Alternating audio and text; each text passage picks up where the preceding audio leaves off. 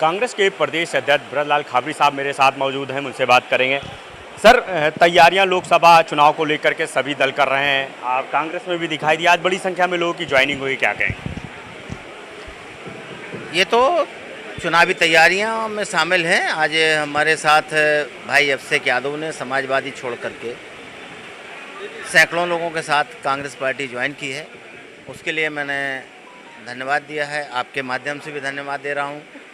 और ये क्रम तो अनवरत चलता रहेगा, क्योंकि आज लड़ाई देश को बचाने की है और देश को बचाने के लिए कोई दूसरा नहीं लड़ रहा है, केवल कांग्रेस लड़ रही है। कांग्रेस के नेता राहुल गांधी जी और आदरणीय खड़गे साहब लड़ रहे हैं, आदरणीय प्रियंका गांधी, सोनिया जी लड़ रही हैं।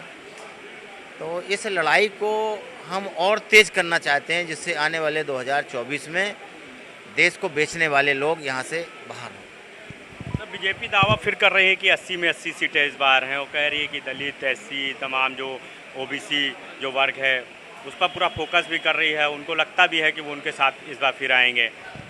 सही बात है, उन्होंने 9 साल में देश के दलितों के लिए, देश के मजदूरों के लिए, देश के कमज़ोर वर्ग के लिए बहुत सारी उपलब्धियां गिनाई हैं।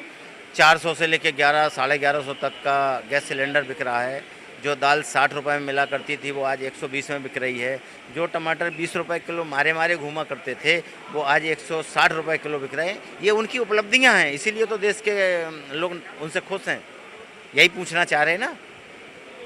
तो अभी तो उनको जब पता लगेगा, जब इस देश में लोकसभा के आम चुनाव होंगे, तब उन्हें पता लगेगा कि हम कहाँ खड़े हैं। सर, ये एनडीए और पीडीए को लेकर के बड़ी चर्चा हो रही है। समाजवादी पार्टी के बाहर एक होल्डिंग भी लगाई गई जिसमें बताया गया कि भाई इस बार पीडीए।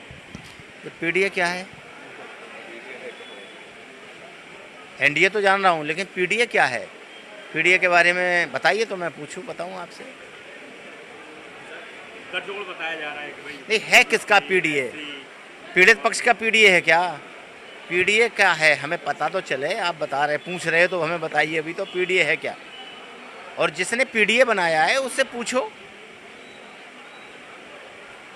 जो बनाता है उसकी परिभाषा तो वही बता पाएगा। ये सब सुनियोजित तरीके से ड्रामेबाजी हो रही है। देश में लड़ाई केवल एक ही है कि देश को बचाया कैसे जाए, देश के लोकतंत्र को कैसे बचाया जाए, देश के संविधान को कैसे बचाया जाए। बाबा साहब अम्बेडकर ने इस देश में जो संविधान दिया है, जिस संविधान से देश चलता आ रहा है, वर्तमान सरकार उस संविधान को एक तरफ रख करके जिस तरीके के कानून में परिवर्तन कर रही है, इससे हम कैसे बचें। लड़ाई ये है, ना पीडीए की लड़ाई है ना एसडीए की लड़ाई है। ये तो एक ड्रामे की बातें हैं। लड़ाई धारदार है। एक तरफ देश को बेचने वाले लोग हैं, एक तरफ देश को बचाने वाले लोग हैं। जो देश को बेचने वाले लोग हैं वो आज सत्ता में हैं। देश को बचाने वाले लोग वो हैं जिन्होंने इस देश को बचाने के लिए, बनाने के लिए तमाम ऐसे अमर शहीदों के जीवन गए हैं, इसमें शहादत दी हैं। वो लोग खड़े होकर के इस देश को बचाना चाहते हैं, जिसे कांग्रेस कहते हैं। सर, एमपी में पहले अपमान किया जाता है एक दलित का, उसके बाद सीएम साहब जाके पैर धोते हैं और बोलते हैं कि दलित तो हमारे लिए सबसे सर्वप्रिय है। ये एक स्टैंडर्ड ड्रामा है। एक भाजपा का नेता इस तरीके का कृत्य करता है जो लाइफ में पहली बार देखा है।